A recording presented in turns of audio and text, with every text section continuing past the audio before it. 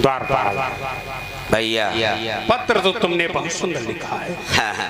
अब तुम होशियार हो गए हो। नहीं, उनके बड़े भाई। बड़े भाई मतलब? बड़े होशियार। पूंछ लगा दो लोखरी। ऐसी बात है। एक काम और करो। कौन सा? ये पत्र ले जाओ, धर्मराज युधिष्ठिर को हाथों हाथ दे करके तत्काल रात दरबार को वापस आओ। भैया हमका ना पठाओ। क्यों? हमका ना पठाओ, दुश्मनी का मामला चल रहा है। अरे दुश्मनी मेरी है या तेरी? तू कौरव दल का धावन बनकर जाएगा और पत्र देकर तत्काल वापस आएगा। हमका भेज रहे हो, दुश्मनी का मामला चल रहा। कहूँ दादा धर्मराज के मंत्री संतरी पाएंगे, हमका पकड़ेंगे।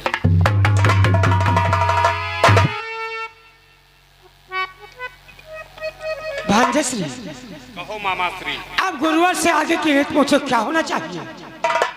सत्य कहते हो मामा। पत्र भी द्वारपाल लेकर के धर्मराज के दरबार के लिए प्रस्थान कर गया। गुरुवर के आदेशानुसार पत्र भी लिख गया और द्वारपाल धर्मराज के दरबार को पहुंचने ही वाला होगा। हाँ मामा। वो पहुंचे वाला है मामा। हाँ मामा, हम पत्र ले जैत रहन। हम गड़वा खेमत घूमिए जैत रहन। नहरिया पर 10-12 जने बैठल, जैसे सत्य दीन दादा हो, वही सब कोई आपस में बतलाते रहे। कहते रहे जौन दुर्योधन 14 भाई मारेगी तो का अकेला बुद्ध अखबार बनी है।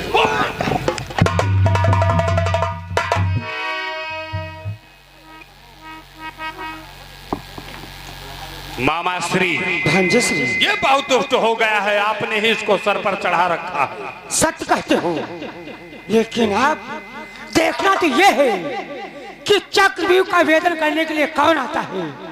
यदि कोई भी पांडव चक्रव्यूह का वेदन करने के लिए आएगा तो इसमें मारा जाएगा। हाँ मामा, बड़ी खुशी की बात।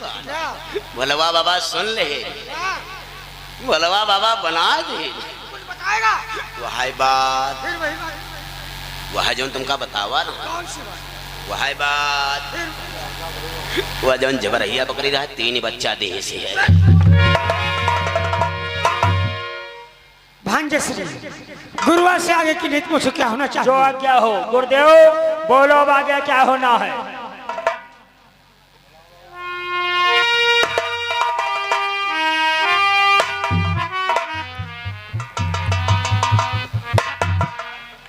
बेटा दुर्योधन, अब तो चक्रव्यूह की रचना होनी है।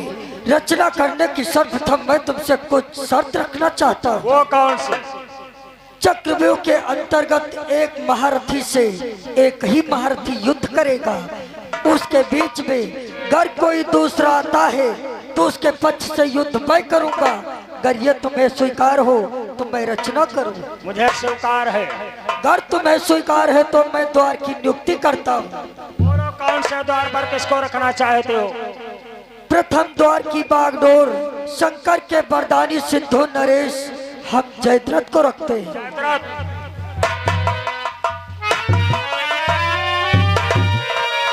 वाह गुरुवर वाह, प्रथम द्वार की रक्षा मैं स्वयं करूंगा और प्रथम द्वार पर उस कायर भीम को देखूंगा जिसने दुर्योधन के 14 भाइयों का संहार किया है।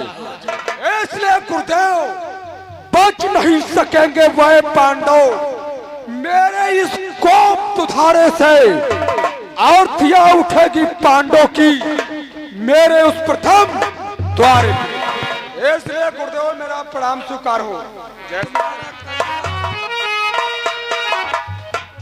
और दूसरा द्वार? बेटा दुर्योधन कि प्रथम द्वार जयद्रथ को पीना, वो प्रथम द्वार जयद्रथ को पीना, दूजा द्वार स्वयं ललिना।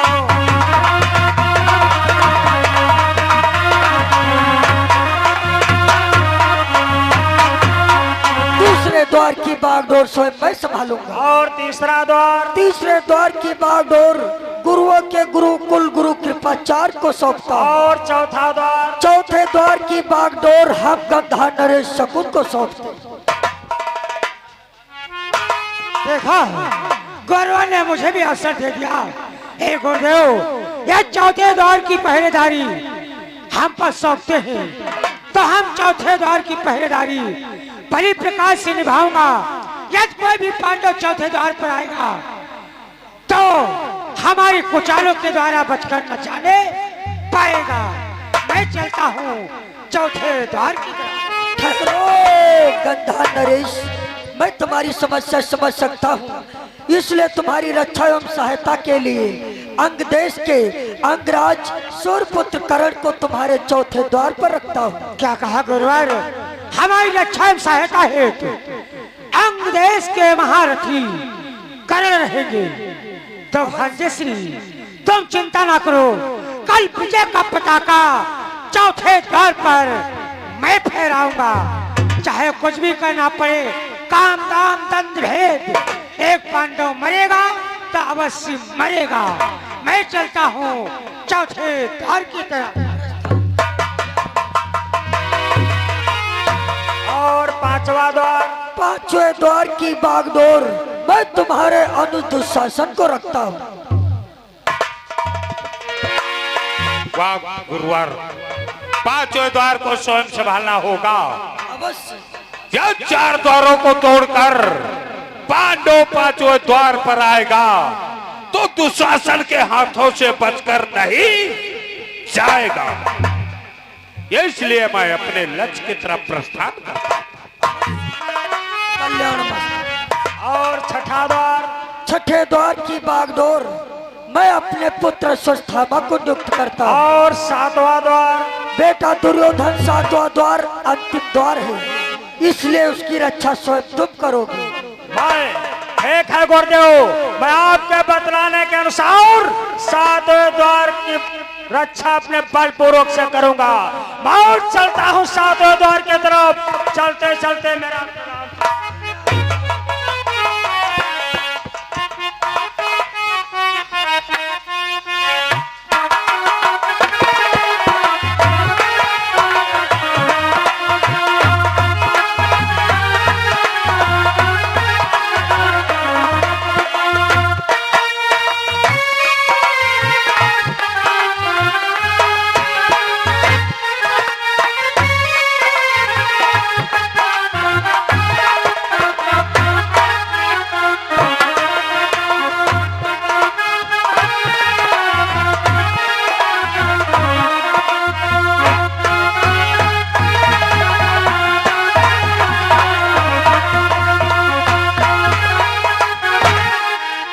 दोस्तों में चलना चाहिए दादा धर्मराज के दरबार को और उन्हें हाथों हाथ पकड़ देकर वापस लेना चाहिए।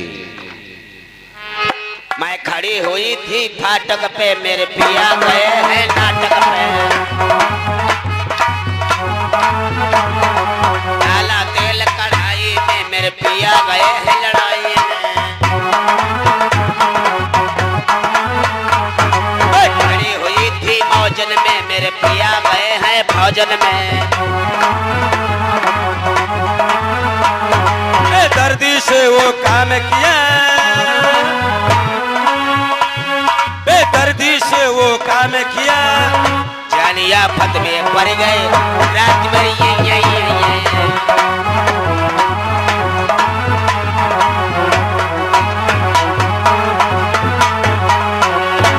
दादा श्री के चरणों में इस कौरव दल के धामन का प्रणाम।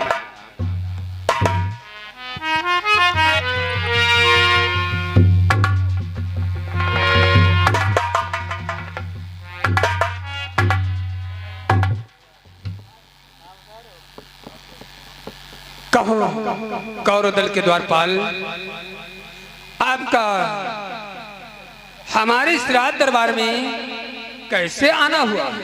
दादा श्री, दादा दुर्योधन ने आपके लिए पत्र भेजा है। दादा श्री, क्या कहा?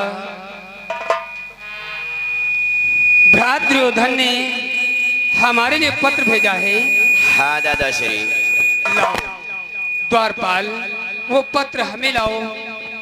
लो दादाश्री।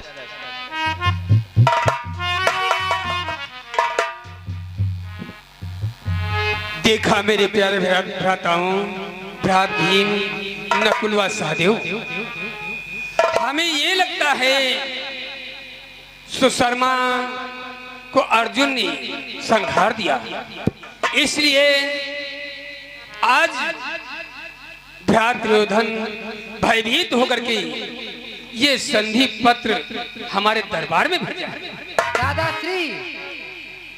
दादाश्री, बोलो भ्रात भीम। जरा इस पत्र को खोल करके पढ़ करके मुझे सुनाओ, इस पत्र में क्या लिखा हुआ है। सत्य कहते हो भ्रात, हम इस पत्र को अवश्य पढ़ते हैं।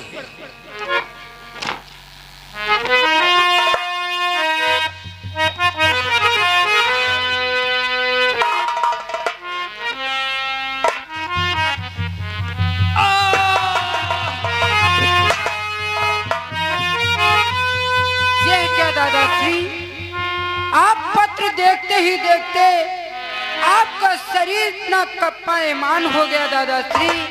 ऐसा इस पत्र में क्या लिखा हुआ है दादाश्री जो आपका शरीर ठर्रायमान हो गया दादाश्री। हाँ भ्रात भीम, इस पत्र में जानते हो क्या लिखा है? क्या लिखा है दादा? कि हे मेरे प्यारे भ्राताओं, कौरव दल पात्र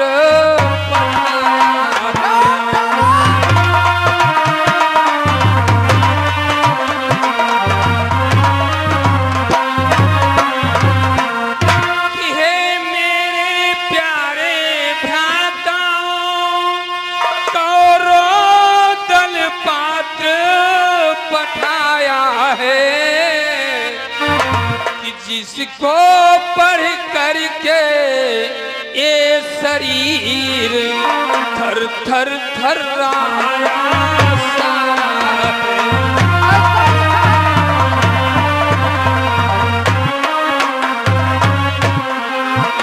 इसको पढ़ करके ये शरीर थर थर थर्राया सा है।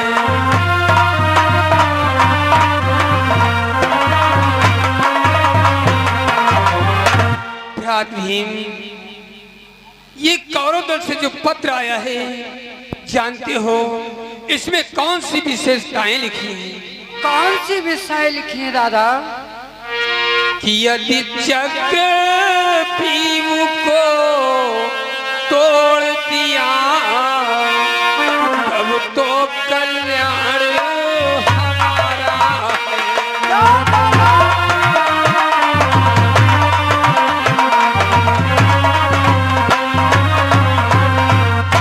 यदि चक्र भीम को तोड़ दिया तब तो कल्याण हमारा है। अन्यथा समझ लो हे भैया, होना बन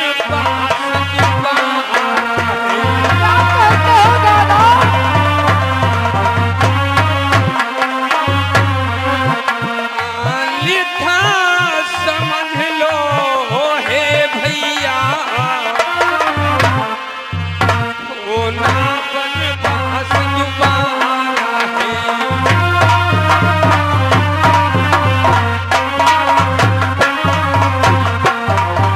भ्रात भीम, नकुल व सहदेव, अगर हम इस चक्रव्यूह का भंजन करते हैं तब तो हमारा कल्याण है, अन्यथा जिस प्रकार से द्रौपदी क्षीरहरण में हमें तुम्हें 12 वर्ष का वनवास और 1 वर्ष का अज्ञातवास मिला था, उसी प्रकार से हमें तुम्हें पुनः फिर 12 वर्ष का वनवास और 1 वर्ष का अज्ञातवास भोगना पड़ेगा भैया। ये क्या कहते हो दादा? अभी तो हम लोग द्रौपदी चीरहरण में 12 वर्ष का वनवास काट करके आए और 1 वर्ष का अज्ञातवास काट करके आए, अभी तो बन के पैर के चिन्ह भी नहीं बिगड़े दादा। क्या हम लोग को वनवास फिर से हो जाएगा? ए भीम, आपने द्रौपदी क्षीरहरण में जो प्रतिज्ञा की थी, क्या उन प्रतिज्ञाओं को भूल गए भीम? नहीं दादा, मैं वो पांडव पुत्र भीम उन प्रतिज्ञाओं को कैसे भूल सकता हूँ दादा, कि जो काल प्रतिज्ञा की मैंने उसको प्रथम निभाऊंगा, उसको प्रथम निभाऊंगा। उस महानीच दुर्योधन की रण में जंग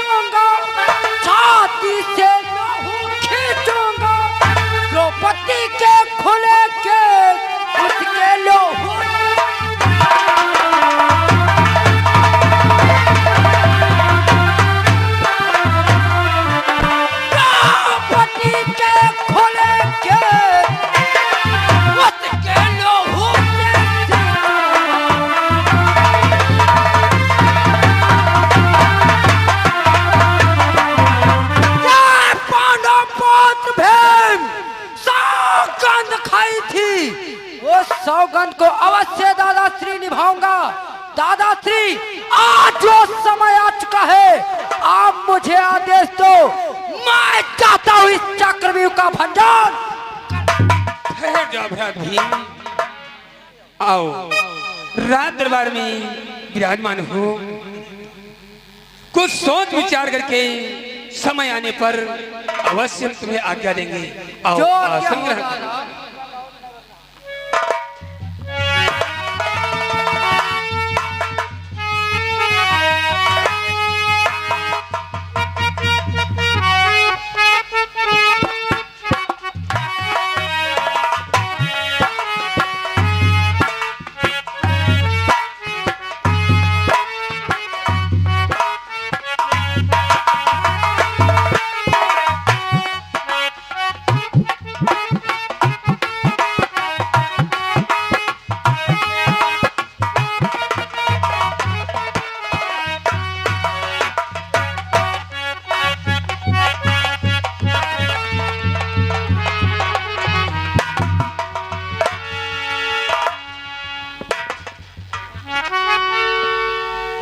सर्वप्रथम ताऊ जी के चरणों में अभिमन्यु का प्रणाम स्वीकार हो।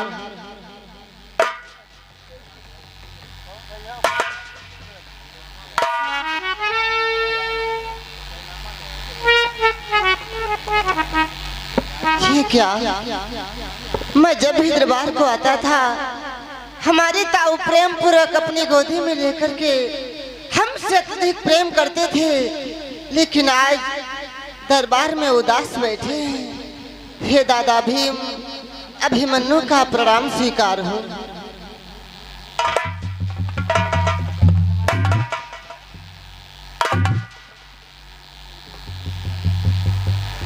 ये क्या देख रहा हूँ, जिन्होंने कल के ही युद्ध में 14 महारथियों का वध कर दिया, आज उनका भी सर नीचा। हे चाचा नकुल सहदेव, अभिमन्यु का प्रणाम स्वीकार हो।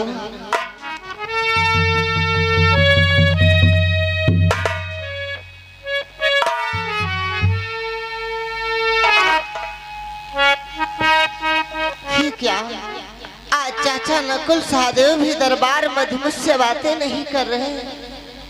चलो सारा हाल मंत्री से चल कर के पूछते हैं। हे मंत्री, मेरा प्रणाम स्वीकार।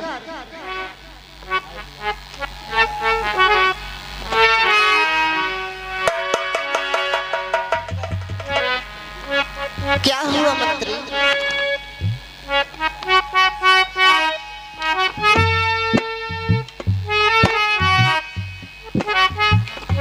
नहीं और रुपया लो घरे जाओ। नहीं मंत्री, उदासी का कारण बतलाइए। हम लोग राजनीतिक चक्कर में पड़े हैं। क्या बात है, क्यों इतना उदास दिखाई दे रहे हैं? घबराओ नहीं, बोलो मंत्री, क्या कारण है? हम लोग इसलिए उदास हैं, पचवाई क्या तुम धान 15 बोरिया होते रहे, अब किला भैंसों का लाद का सब धान जो रह जाता। ऐसी बात नहीं हो सकती है, कोई दूसरा कारण होगा उदासी का।